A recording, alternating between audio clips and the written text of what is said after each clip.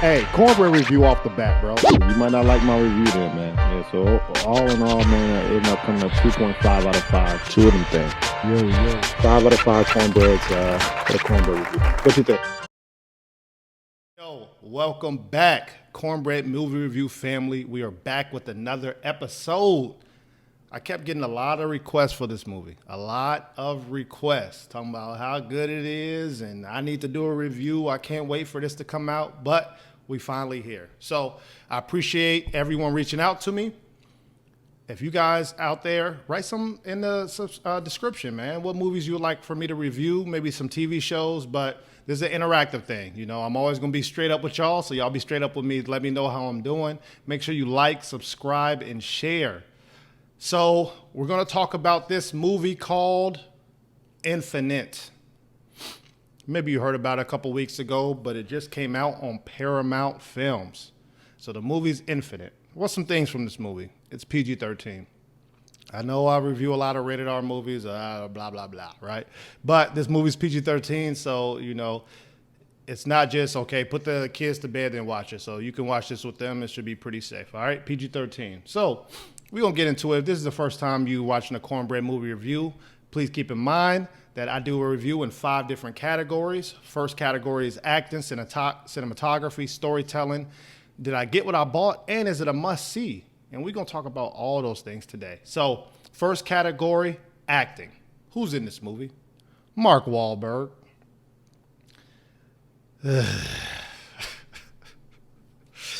Mark Wahlberg always has this confused but I'm tough look all the time, right? And if that's a movie like that, cast him now. But if he needs to do something else, his screen time should be limited. I'm sorry to say, man, but screen time limited. If he's not beating up somebody or looking confused of how did I get in this situation, book him. Everything else, get rid of him, man. I don't know what's going on. But he was in shape. Mark Wahlberg is always in shape for all of his movies, you know. I think he really plays that role well of being active and not being the stuntman and all the things like Tom Cruise does, but I feel like any role they ask him to do physically, he can do. But just he needs to work on his acting skills. The star of the show, though, Chiwetel Ejiofor. I'm sorry if I mess up your name, but great actor. He was in 12 Years a Slave. He was in 999. I love 999's another, maybe a forgotten movie I might give to y'all later, but 999's a good one. Star of the show. He was the villain in this movie. He was doing his villain role had a slew of acting ranges, right? So he was the villain. He had to go from being crazy. He was acting crazy a couple times in this movie to motivated to find out what's going on to evil. He gave a couple people some headshots and killed a couple people. And even some fight scenes he was in there as well. So to me, star of the show. Overall acting, I think the villain made up for what Mark Wahlberg and everybody else didn't do. So overall gets a 3 out of 5 cornbread for me. Next category, cinematography. So this show was an hour and 40 minutes runtime, you know, right over the threshold of what I don't like, you know, hour and 30 minutes, hour 40 minutes, I start cooking them. But hour 40 minutes, just average for me. They went to a lot of locations. They were in Mexico City, they were in New York, they were in Scotland. So you get that feel of it's not just filmed in 1 to maybe 2 locations and they're stuck in a box in that location, right? They're everywhere. Scenery was great. Cut scenes, I had an issue with. Bad cut scenes. And it was a lot of stunt doubles that are very obvious that you could see. So it knocks off points for me for that. Now, we have to talk about what filmmakers do. So they'll set up a scene. They're like, all right, I want this to be my fight scene, right? So they'll set up the scene. None of it makes sense, but they'll set it up. And then when they're like, all right, well, when you punch them, we're going to slow-mo it, right? So, of course, the slow-mo looks phenomenal, but you're doing all the BS to get to the slow-mo. So yes, you're sacrificing the integrity of the cinematography for one scene or for multiple scenes, but that one shot looks phenomenal, but everything else is bad. So you see that a couple times in this movie. You get the Fast and Furious editing, if you know what I'm saying. Watch not any Fast and Furious. Watch the past 5 Fast and Furious movies. You'll get what I'm saying on. It's one scene where they just do something that's outlandish, but it's like the build up to that is bad. So I applaud them for throwing Hail Marys, trying to be creative, trying to sell this movie. But I think they executed only those small parts, but not the big part of the picture. So cinematography overall, 3.5 out of 5 cornbreads from me. Next, which kind of plays into what I just said, is storytelling. So I got the vibe that this is, think about The Matrix, Fast and Furious had a baby. That's kind of what you get in Infinite. So the Matrix concept of the one, we're coming back and trying to find this savior, but the fast action and action-packed movie of Fast and Furious. If they had a baby, you would get Infinite. I don't know if that's a good thing or bad thing. That's up for you to decide. But starts off with action. Right off the gate, car scene. I'm buckled in. I'm ready.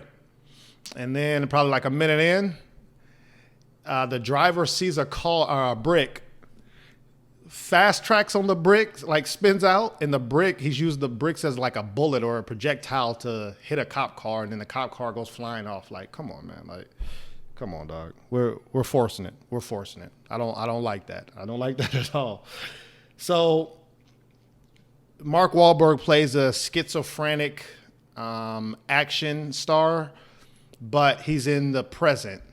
And the premise of this movie is everybody or certain people get reincarnated, right? So like me, if I was reincarnated, I could have been, I don't know, a Japanese woman back in the past who was a beast at something, right? And then she was reincarnated from somebody else. So they just pass on. If you die, that passes on those genes and that knowledge and that information to the next body. And then kind of like the one, like I said in The Matrix, somebody comes and finds you and say, hey, you're really this person. We need your skills or stop this specific threat. All right? So that's the premise of the movie. It doesn't say when this movie takes place, though, right? So it's a lot of high technology, weapons, ammunition, vehicles, things like that. But I don't know if it takes place in modern times. So that was kind of off-putting on. That's some storytelling that they missed the marks on, informing the viewers on what am I looking at? Give me some reference points so I can understand where this movie's going or where it's been. So I take points off for that. I really do not like how they set up these scenes where these are 4 scenes where there's a secure place that nobody's been, like, let's say there's a hidden bunker and nobody's been there for 50, 60 years. But magically when the protagonist is there and they're in front of a window, somebody snipes them or shoots at them, right? Like they're finally getting ambushed. Like, come on, man. It's very forced, very forced. And that's lazy writing, in my opinion, or it's forced action. So I really don't like that. Also, if you've seen this movie, there's a plane scene at the end. I mean, I get it. And then they're fighting in the air when they go out the plane. I get it. I just don't like it at all. So overall, I give y'all some spoilers, but I'm not going to give y'all all. So overall, storytelling, 2.5 to its finest. 2.5 out of 5 storytelling. I was very confused on a couple scenes, or how did we get here? But we're here now. How are you going to get out of it, right? So I really don't like that. So storytelling, 2.5. Did I get what I bought? Once again, this movie is on Paramount Films. Paramount is $35 a month, and they're new. So this was one of the movies to kind of get people to purchase Paramount. So the catalog to me isn't that high. Yes, Paramount, you can get some real world road rules, like challenge shows. I think it's a couple cooking shows, Dora the Explorer, things like that. And they're trying to go into their own streaming services too with movies. So if you're into those things, get Paramount. But I wouldn't get Paramount just for this movie, Infinite, once again. So did I get what I bought? I love the future weapons. I think they were pretty cool. You get some extra points for that, for being creative. So good job to the creators out there. And it was a weird sci-fi movie. So I think it just missed the mark on a couple things. So overall, did I get what I bought? 3 out of 5. 3 out of 5 for that. Did I get what I bought? And is it a must-see? The trailer sold it for me.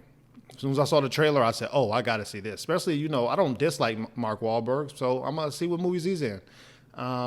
But the villain really sold this movie or bumped up this movie for me, but everything else didn't. So is it a must-see?